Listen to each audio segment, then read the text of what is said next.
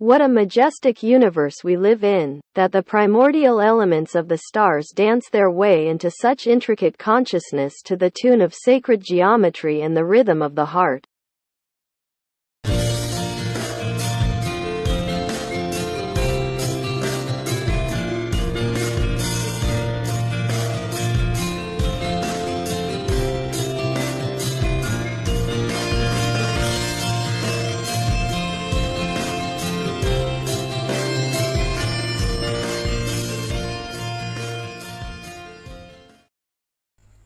Everything is connected, and each and every topic in spirit science is connected too, perhaps in a deeper way than any of us might know.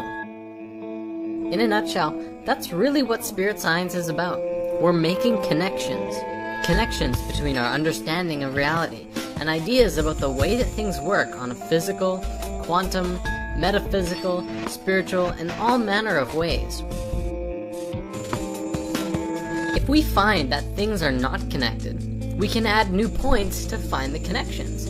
The way that science is hoping that finding the Higgs boson will bridge some gaps between the standard model of physics and understand other things like consciousness and gravity.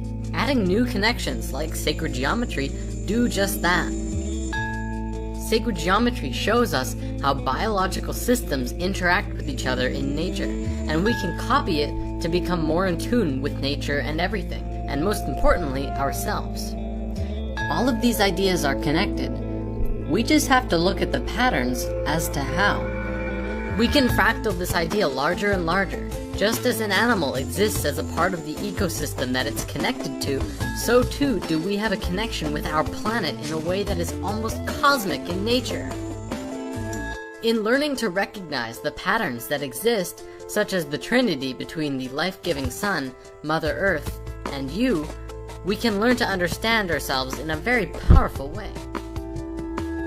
If you get one thing out of this series, I would hope that I would be able to inspire you to look inward and to look at yourself and the events in your life in a new way.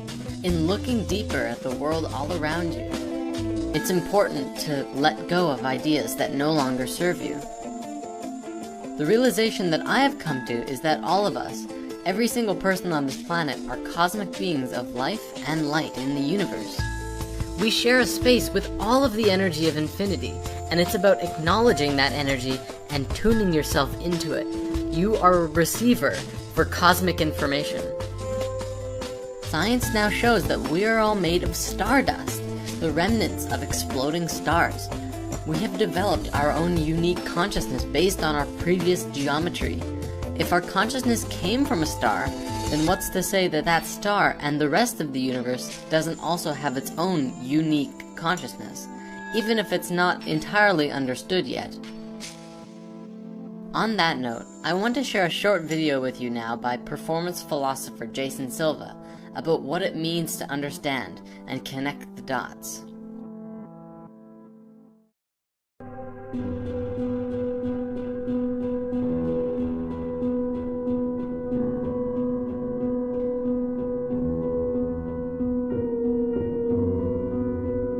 Understand is to perceive patterns. Now, of course, what this means is that true comprehension comes when the dots are revealed and you get Stephen Johnson's long view and you see the big picture.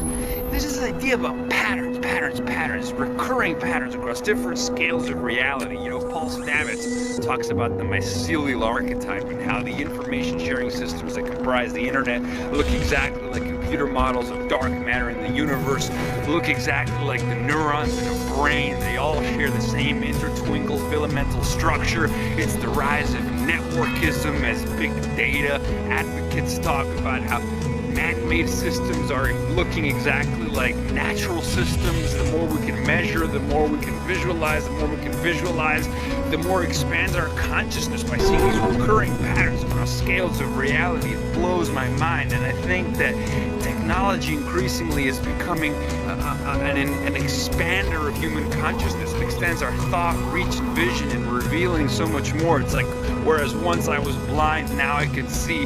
Jeffrey West from the Santa Fe Institute is telling us that cities are really like organisms, you know, alleys are like capillaries. How is it possible that a man-made artificial technological system is behaving like a natural system. The more efficient it becomes, the more it's starting to look like nature. Really interesting, weird stuff. You know, but it makes me optimistic. It's like when Steven Johnson says, look, if we can understand all this stuff, we can, I mean, anything becomes possible, right? It's the adjacent possible standing as a sort of shadow future, a map of all the ways the present can reinvent itself. It's beautiful stuff.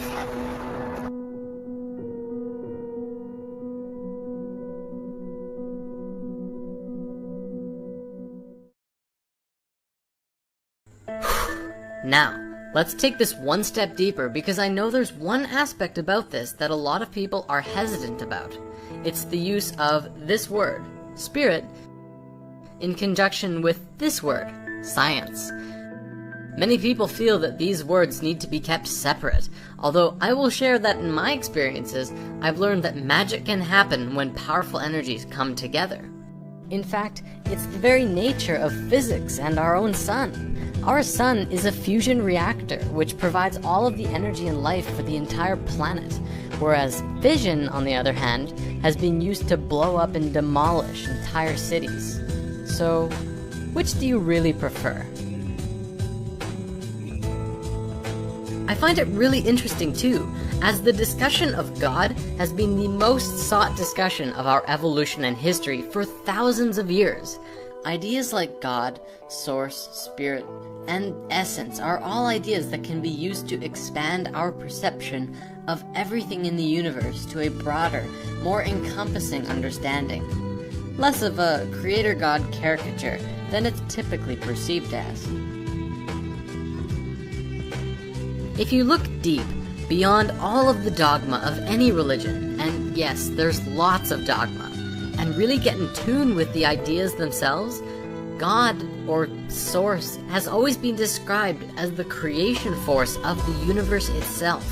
The creation force of reality, the driving life essence that moves through everything. In modern science, we pretend that this is not the question that we're asking, but it really is. We can see scientifically that everything in reality is vibrating waves of light, and we can look to our ancient past to see that pretty much everyone says that the light itself is the creation force. It's not just in the Bible that the light came first. Pretty much every ancient culture believed this, from the Mayans to the Egyptians. We're coming full circle. The leading theories and ideas about the universe now depict how the entire reality is like a giant living organism that grows and evolves and manifests new things. The Big Bang is the breath of source energy from which everything manifested. All of the parameters for the structures of the universe were defined within the first nanoseconds of the Big Bang. It wasn't random, there was a fundamental pattern at the core of that creation. It was geometric in nature. The creative expression of the universe manifests as our reality that we are a part of, and we too are creators within that creation, free to create whatever we want, limited only by our imaginations and ability to spill our thoughts over from our minds and into the physical world. Okay, we're wrapping it up now, so here's the spirit science theory. Is it possible that what spirit or God is actually this hierarchy of awareness, of consciousness, as it manifests at different levels of existence through the universe? Consciousness itself is not this extrapolated aspect of the universe that we just so happen to inhabit, nor is it only subject to exist through biological life, but rather, the whole of the universe itself is conscious, and that is how it exists in the first place.